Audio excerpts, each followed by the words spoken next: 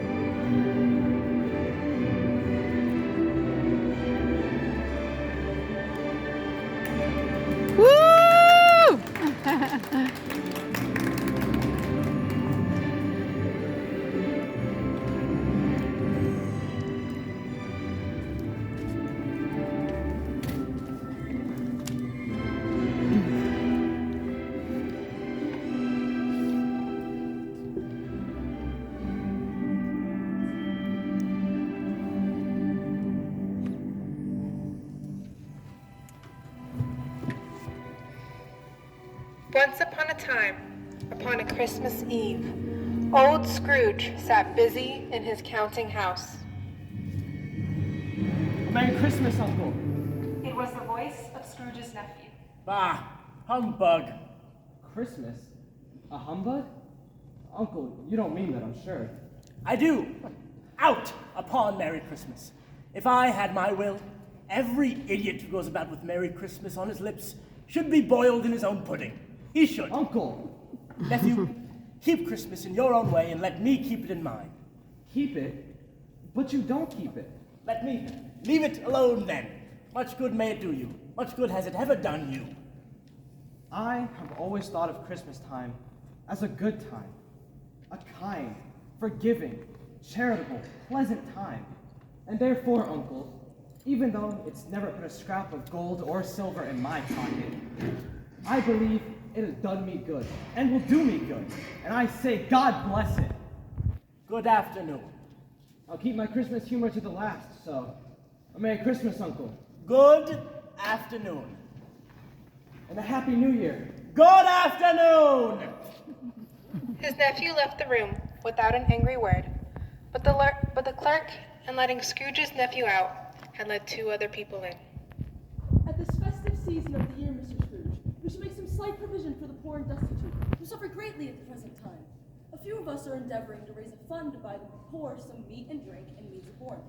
What shall I put you down to? Nothing. You wish to be anonymous, sir? I wish to be left alone. Since you ask me what I wish, gentlemen, that is my answer. I don't make merry myself at Christmas, and I can't afford to make idle people merry. I help to support the prisons and the workhouses. Those cost enough. And those who are badly off must go there. Many can't go there, and many would rather die. If they would rather die, they had better do it. The hour of shutting up the counting house arrived.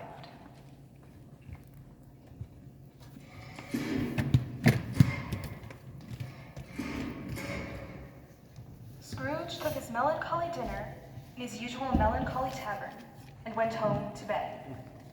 Now, it is a fact that there was nothing at all particular about the knocker on the door of this house, except that it was very large, and yet Scrooge, having his key in the lock of the door, saw in the knocker not a knocker, but Marley's face. Marley's face with a dismal light about it, like a bad lobster in a dark cellar. As Scrooge looked at this, it was a knocker again. He said, And closed the door with a bang. The sound resounded through the house like thunder. Every room above and every cask in the wine merchant's cellar below appeared to have a separate peal of echoes of its own. Scrooge was not a man to be frightened by echoes. He walked across the hall and up the stairs. As he threw his head back into the chair, his glance happened upon a bell, a disused bell that hung in the room. It was with great astonishment and a strange dread that as he looked, he saw this bell begin to swing. Soon, it rang out loudly, and so did every bell in the house.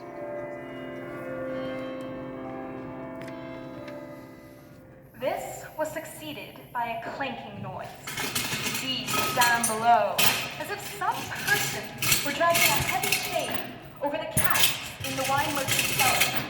Then he heard the noise much louder, on the floors below, then coming up the stairs, then coming straight towards his door. He came out through the heavy door, and a specter passed into the room before his eyes.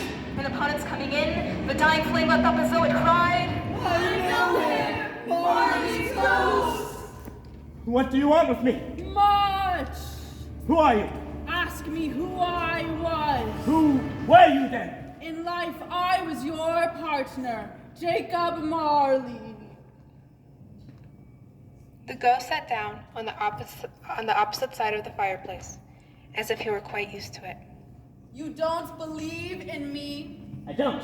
Why do you doubt your senses? Because a little thing affects them. You may be an undigested bit of beef, a blot of mustard, a crumb of cheese, a fragment of an underdone potato. There's more of gravy than of grave about you, whatever you are. The spirit raised a frightful cry.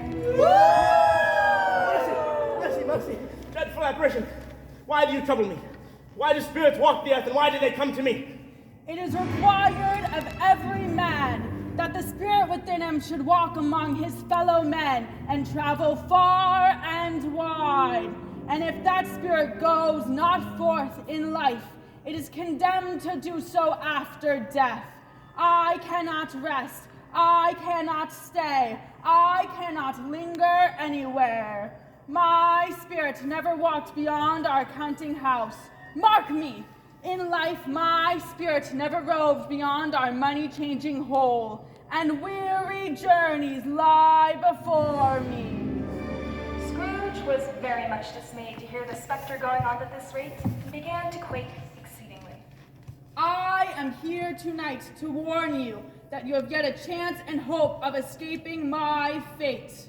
You will be haunted by 3 spirits. Expect the first tomorrow night, when the bell tolls 1. Expect the second on the next night at the very same hour. The third on the next night when the last stroke of 12 has ceased to vibrate. Look to see me no more. Scrooge tried to say humbug, but stopped at the first syllable. And being, from the emotion he had undergone, or the fatigues of the day, or his glimpse of the invisible world, or the conversation of the ghost, or the lateness of the hour, he went straight to bed, without undressing, and fell asleep on the instant. When Scrooge awoke, the church clock tolled a deep, dull, hollow, melancholy 1. Light flashed up in the room upon the instant, and the curtains of his bed were drawn aside by a strange figure, like a child.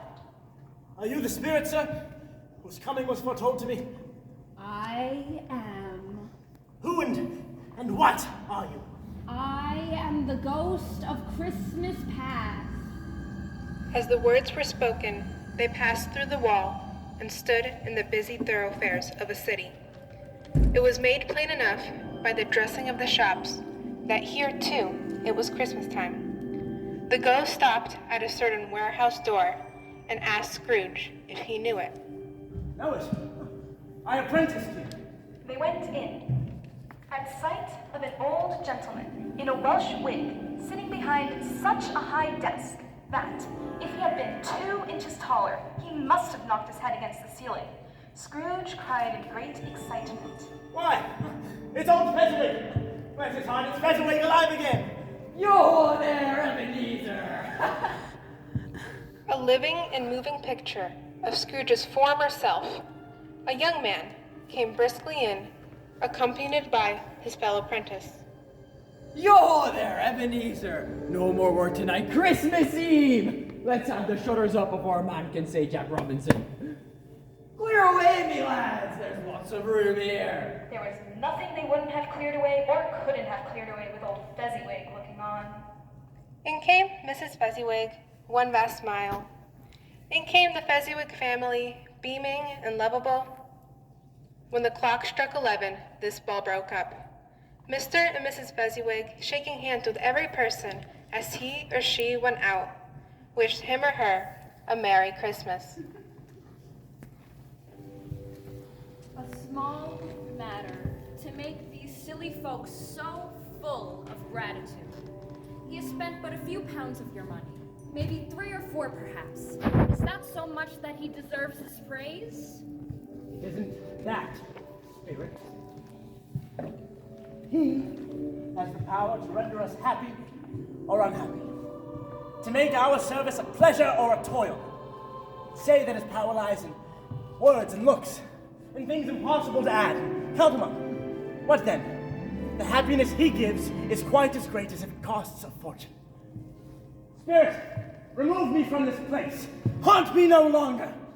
As he struggled with the spirit, he was conscious of being exhausted and overcome by an irresistible drowsiness, and further, of being in his own bedroom. He had barely time to reel to bed before he sank into a heavy sleep. The walls and ceiling were so hung with living green that it looked a perfect grove. The leaves of holly, mistletoe, and ivy reflected back the light, and such a mighty blaze went roaring up the chimney. Upon the couch sat a giant glorious to see, who held a glowing torch. Come in, and know me better, man. I am the ghost of Christmas presents. You have never seen the likes of me before. Look upon me, touch my robe. Scrooge did as he was told and held it fast. Scrooge and the ghost passed on, invisible, straight to Scrooge's clerks, and stopped to bless Bob Cratchit's dwelling with the sprinklings of the ghost's torch. Then uprose Mrs. Cratchit. What has ever got your precious father there? And your brother, Tiny Tim? No, there's father coming! Cried the young Cratchit. In came Bob, the father, his threadbare clothes darned up and brushed to look seasonable, and Tiny Tim upon his shoulder.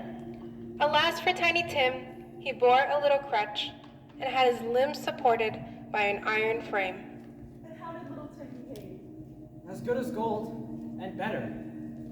Somehow he gets thoughtful sitting all by himself so much, and thinks the strangest things you've ever heard. He told me coming home that he hoped that the people in the church saw him because he was a cripple, and it would be pleasant for them upon Christmas Day to remember who made lame beggars walk and blind men see. Bob took Tiny Tim beside him in a tiny corner. The young Cratchit set chairs for everybody, not forgetting themselves. Tiny Tim, excited, beat on the table with the handle of his knife and feebly cried, Mrs. Cratchit left the room alone to take the pudding off the stove. Mrs. Cratchit, smiling proudly, with the pudding like a speckled cannonball blazing in half of a quartern of ignited brandy, and with Christmas holly stuck into the top. Oh, a wonderful pudding. At last, the dinner was all done.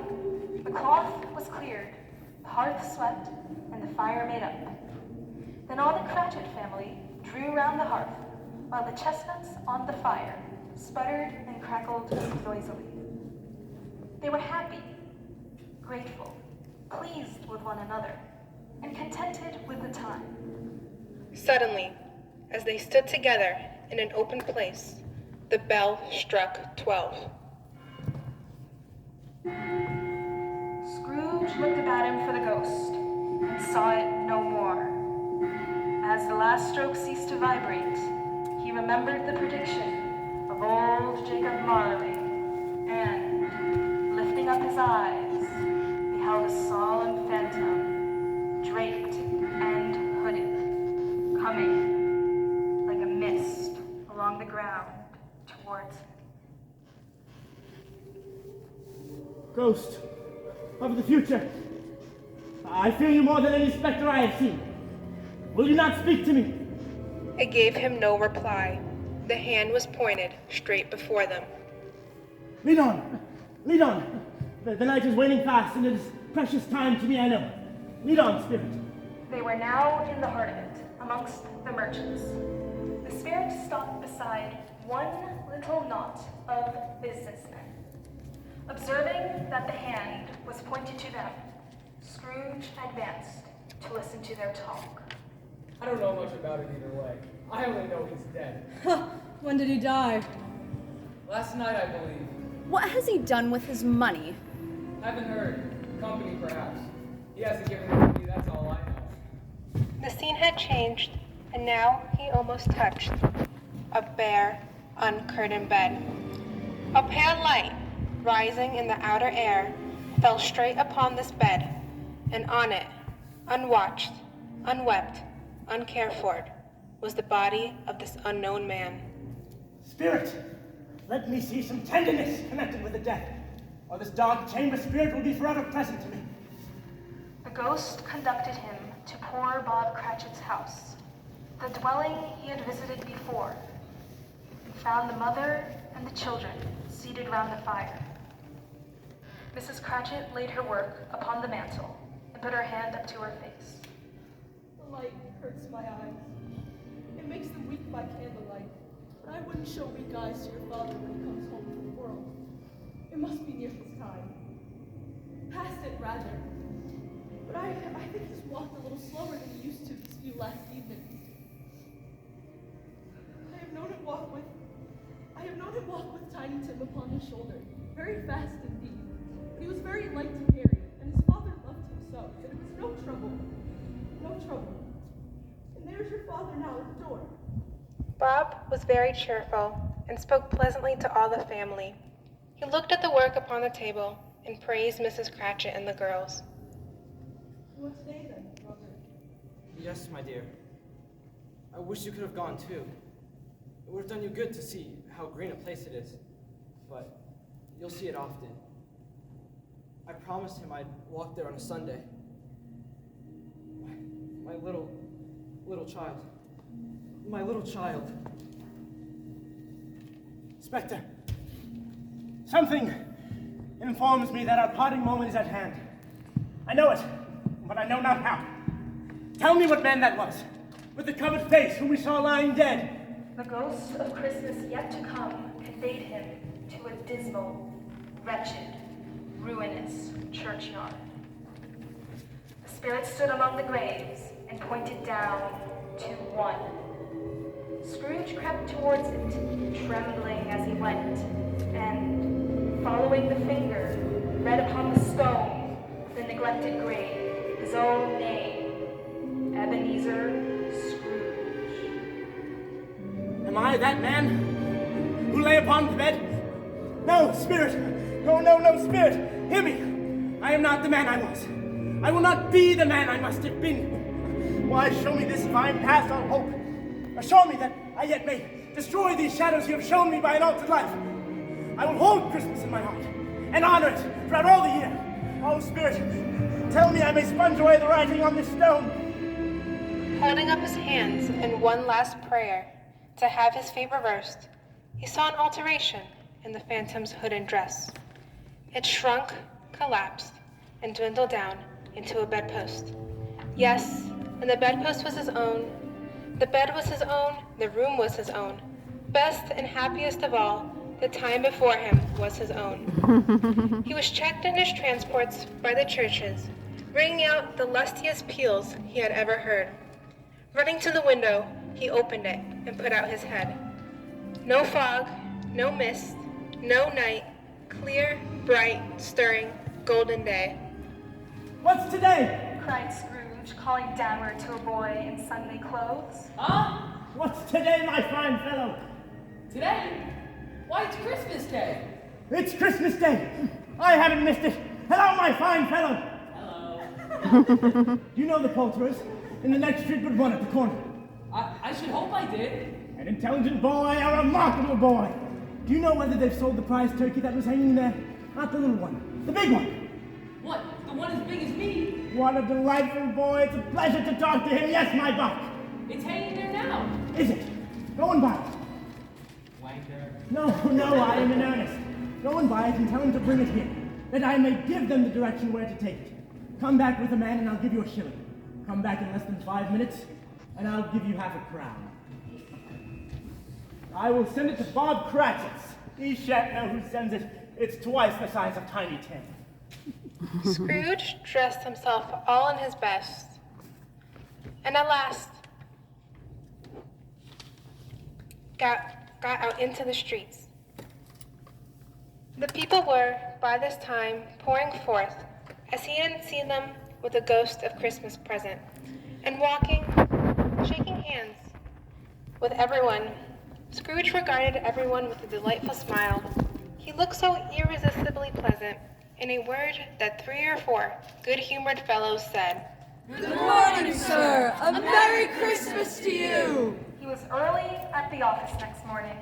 If he could only be there first and catch Bob Cratchit coming late.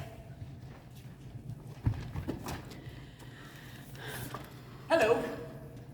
What do you mean by coming here at this time of day?